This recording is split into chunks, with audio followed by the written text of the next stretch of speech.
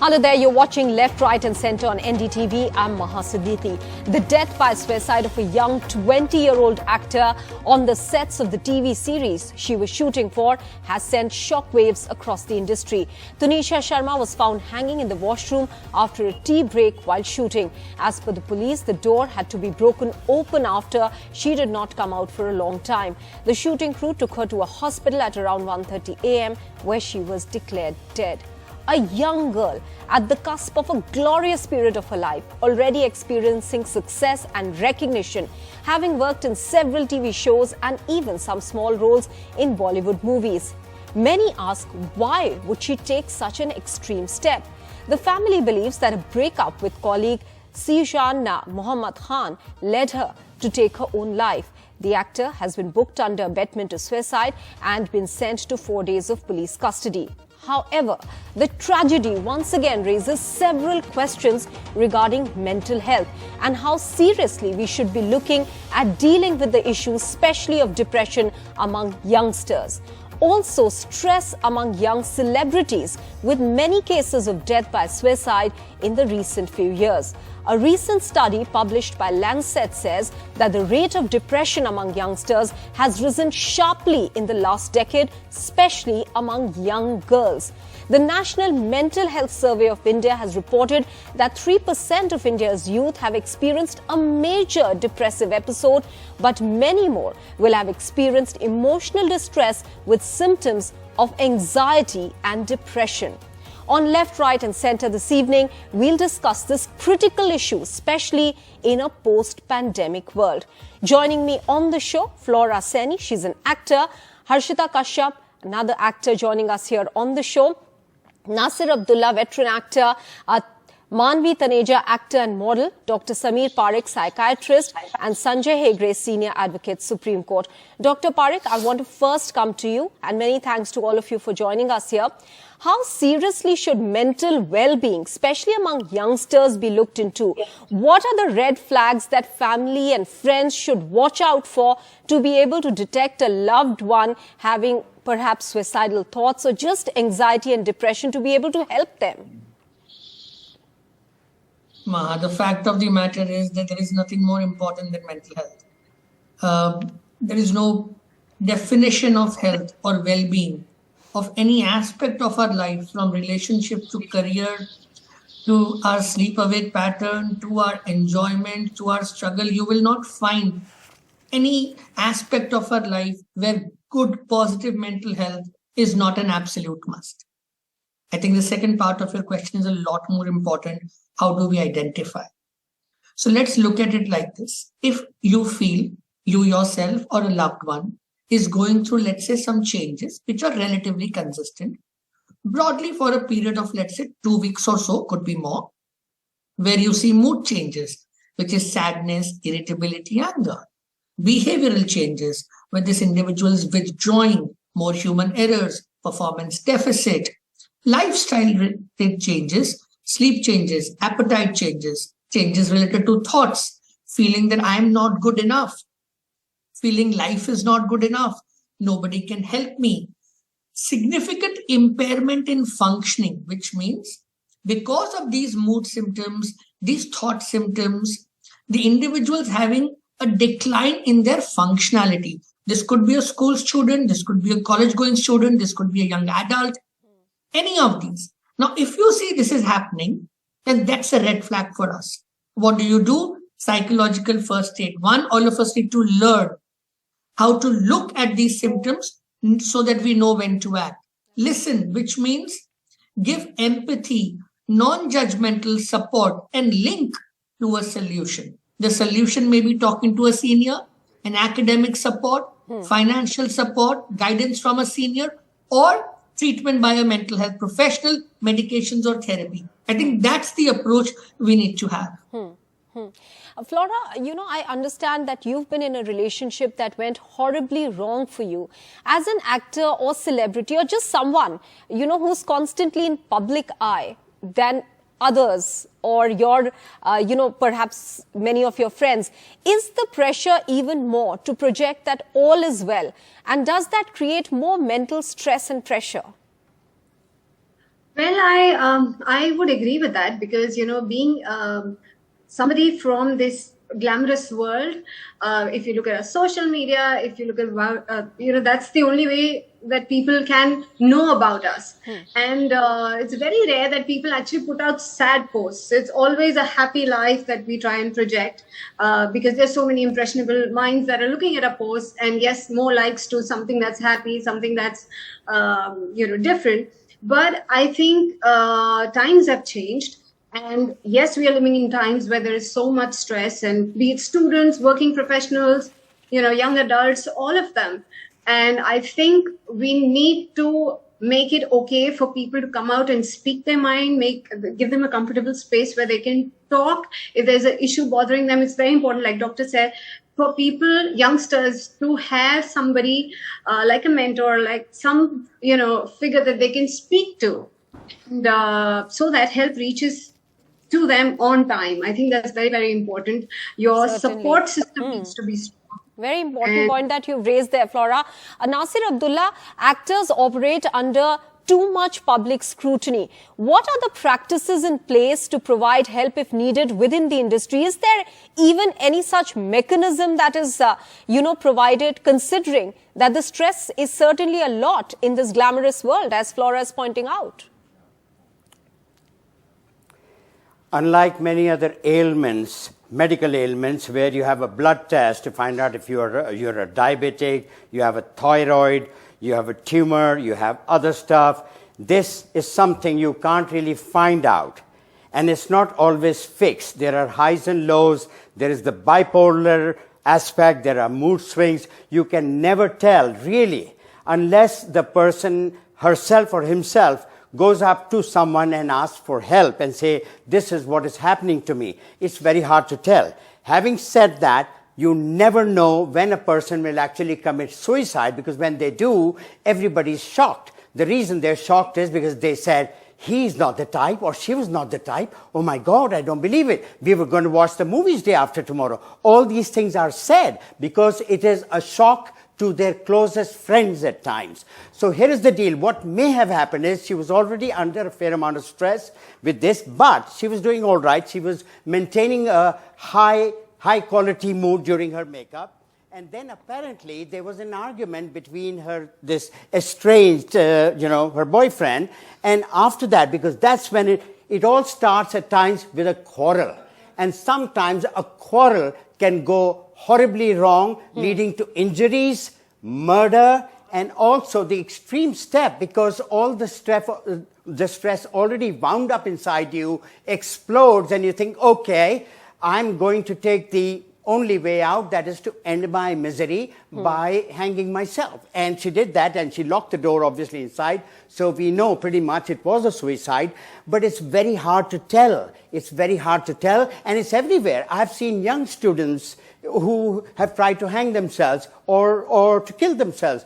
Lawyers, IT people. I will admit that Bollywood is like a 10% or a 20% more, because there are different pressures on the psyche and on our the mental makeup. There are rejections and all, but this is a different rejection. This is emotional. Rejection from work can also lead you to suicide. It's a fact. Sanjay Hegde, Nasir Abdullah just mentioned one of the reasons that is being cited by her family, specifically that of a breakup, which is being seen as an alleged cause for the trigger. But can that be the basis for abetment to a suicide? Definition of abetment says somebody who instigates or engages in. Now, there is no evidence so far which has come out, or no statement which has come out which says that there was any instigation. There is nothing which said that, okay, here's a rope, go hang yourself. Or here is my gun, go take it and shoot yourself. Nothing of that kind. So I do not think that, as the case currently stands, there is a case made out for abetment. If and when under investigation anything else turns up, then that would be a different question. But right now, there is no specific overt act on the part of Mr. Khan, which would come under the definition of abetment. Harshita Kashyap, TV actors, especially on daily soaps, work long hours, I believe. I assume that they find comfort in friendships within the networks on the sets that they create. What are the pros and cons of such relationships? Because these relationships can themselves be very complex, both competitive in nature and empathetic perhaps at the same time. First of all, it's tragic, and I believe may God give strength to the family to bear this pain, because this is something nobody should have. This nobody deserves to get this pain. When we are like coming to the point about this young girl, I feel so sorry. I feel so bad, because I can relate to it. We do have pressure. Everybody have pressure.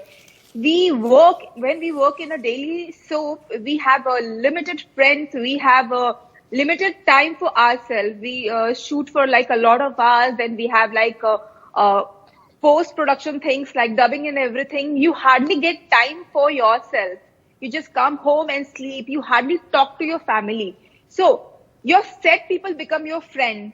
And sometimes you get into the relationship also. So the emotional connection which they have, and suddenly if it breaks up, people think that, oh my God, whom should I go and share this thing? Because I have no time. I'm having a lot of pressure thing. I am having a lot of emotional ups and downs, but I have to apply makeup and I have to act. I don't have time for myself to react.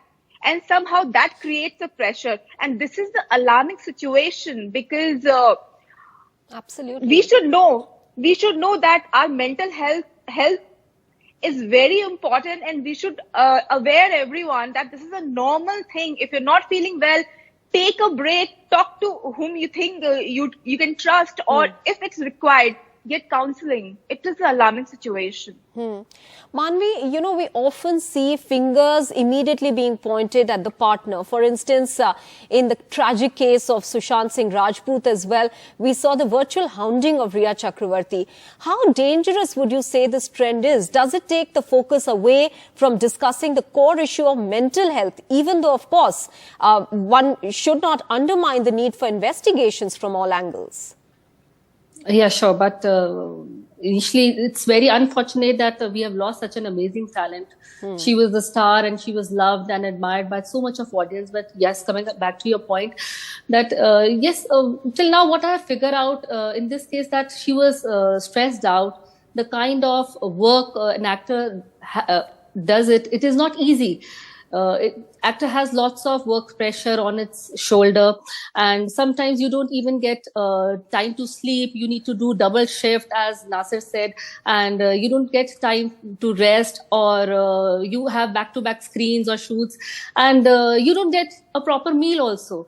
And if you talk about this case, I think she requires some medical help, because she was into a relationship, and 15 days back only she just broke up. She would have discussed it with someone, maybe with friends or with acquaintance on set, or maybe with family. If she would have discussed it with someone, maybe they would have provided her help, some medical assistance. And because we tend to work in so much of pressure that we require some medical assistance if we stress out. And if we get some assistance, maybe things get better. And she would have been with us. Certainly very significant point made there, and I'll once again go to Nasir Abdullah, but later on, because I want to understand whether any such mechanism is something that the industry has thought about to address this mental health problem. But Dr. Parekh, I want to come back to you again. Is there a tendency of denial among close family and friends that this could happen to one of their loved ones?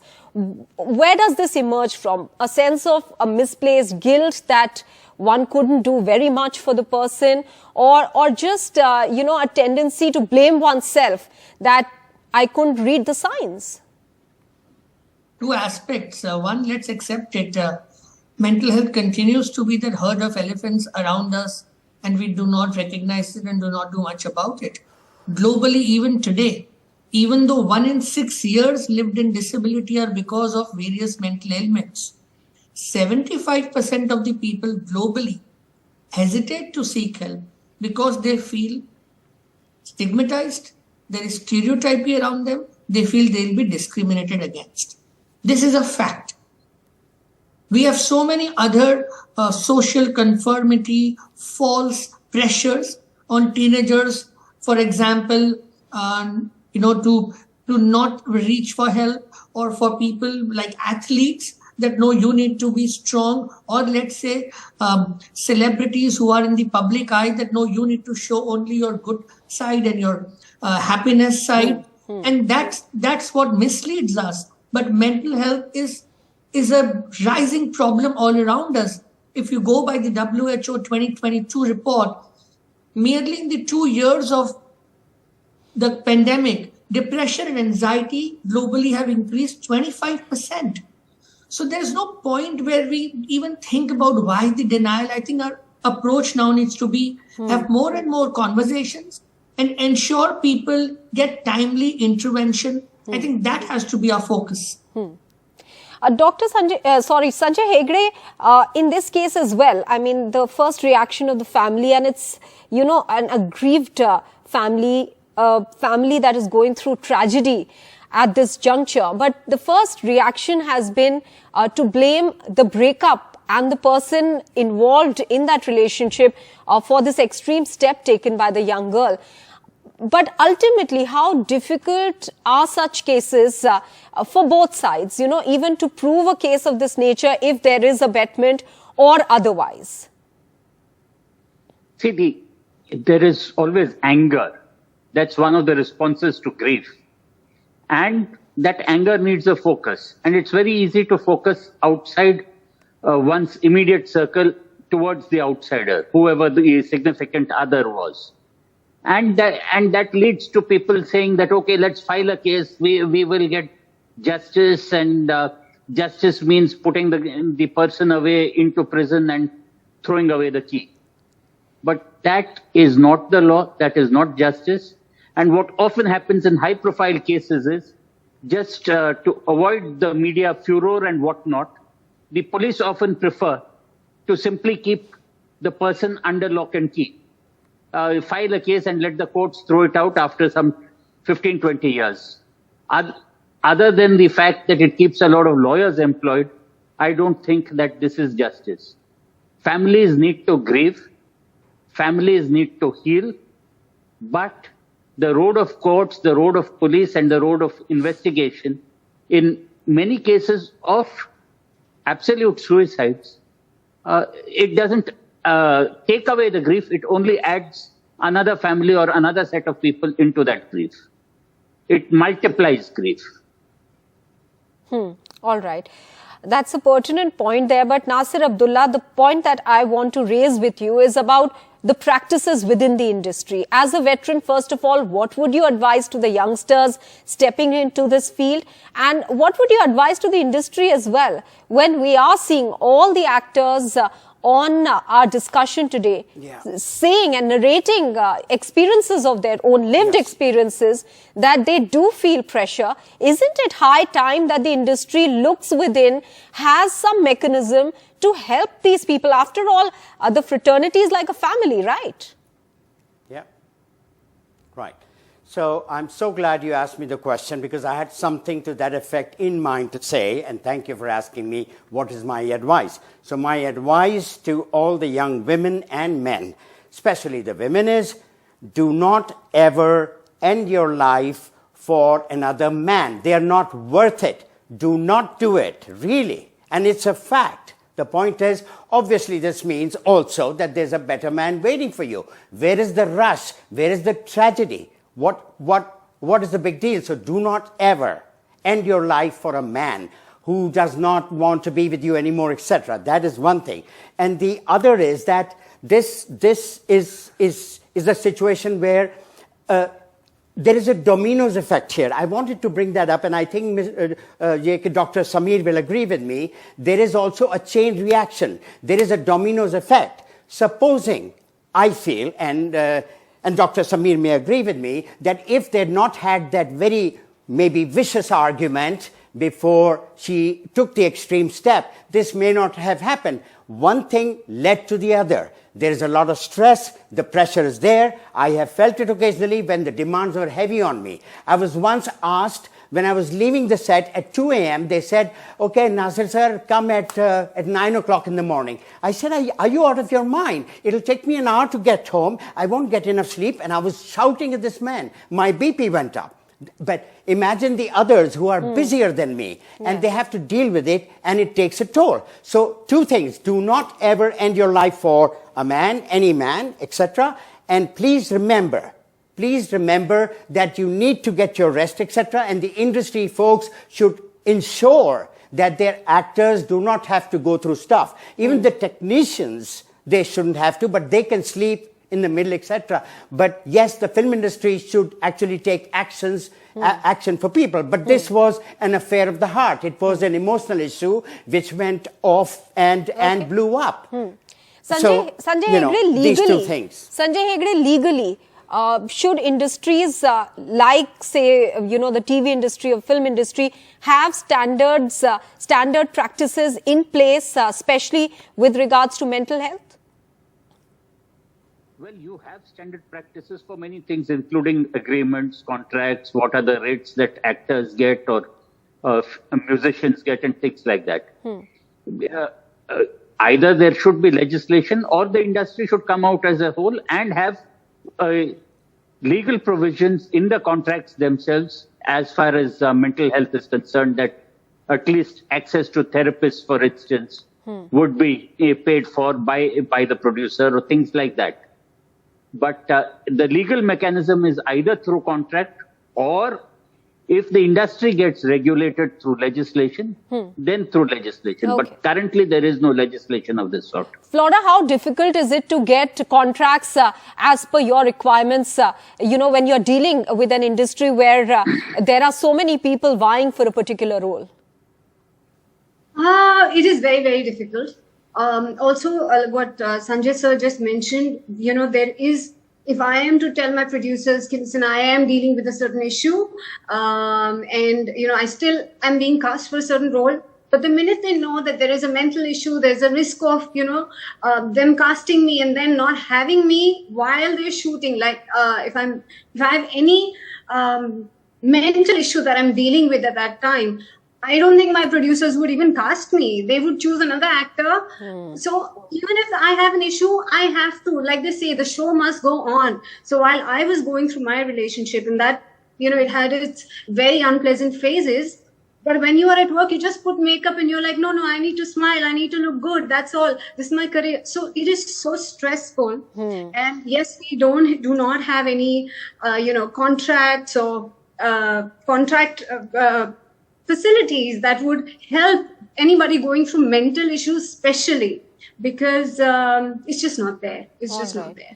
Harshita, then, is the solution, and a very difficult one, to be thick-skinned? No, actually, that would be very unhuman because if I share my experience, I had to postpone my COVID vaccination because if I get that vaccination, I won't be able to shoot for 2 to 3 days. So I would postponing it. So actually, there has to be something work schedule because as Nasir sir said, it always happens when you're shooting far away from Mumbai and you have to deal with the traffic. Still, your call time is early morning and that gives you immense pressure. And in that pressure, you can't even think about your personal life or your professional life. You just have to I shouldn't leave this role. I have to perform well. Oh my God, what should I do? And that kind of pressure, if it goes constant, then definitely you feel like quitting your life or the industry and something like that. They should regulate the work profile, I guess. Manvi, have you ever seen instances where actors are trying to put forth their viewpoint on something as important as their health, whether it's physical or mental well-being, and it's not being considered? I mean, personally, have you faced such a scenario, or have you seen your friends going through such difficult moments? Yeah, I've seen my friends, if they try to come up with something that they are not feeling well, or maybe they are stressed out and they can't do multiple shifts sometimes, and they can come early, or maybe they have issues with late shifts. So they don't consider you, they don't hire you, they don't assign you. So most of the time people hide it from the producers and the makers of the film or a web series or daily soaps, and they try to accommodate in whatever shift they want to give it to you. But I believe one should speak up. If you have a problem with the shift, if you can't do more than 8 hours or 9 hours, I think you should speak up. You should try to explain, and don't take it on yourself, because if you try to, you have lots of pressure. You have pressure to keep yourself fit, you have pressure to look good, you have pressure to be in demand every time. So if you don't have work, or if you have work also, then also you try to engage yourself in all the social media platform, because you have a different audience in social media platform. And here also, if you can see, 6 hours before committing suicide, she was uploading the videos and she was clicking pictures, and it was a very beautiful message which was written, that those who were driving by their passion does not stop. So it was such a positive message. She wanted to give it to her fans, and suddenly it happened. It is just a mood swing. Maybe she was stressed out and she required some medical assistance. So I think one should speak up, should not keep it inside. Okay. All right. Perhaps in the industry, the high-pressured industry, it's easier said than done. But certainly, somewhere there has to be a start for people to place their mental well-being as priority above everything else. Many thanks to all our panelists for joining us here on this discussion this evening. That's it then on Left, Right and Center this evening. Thanks for watching. Bye-bye.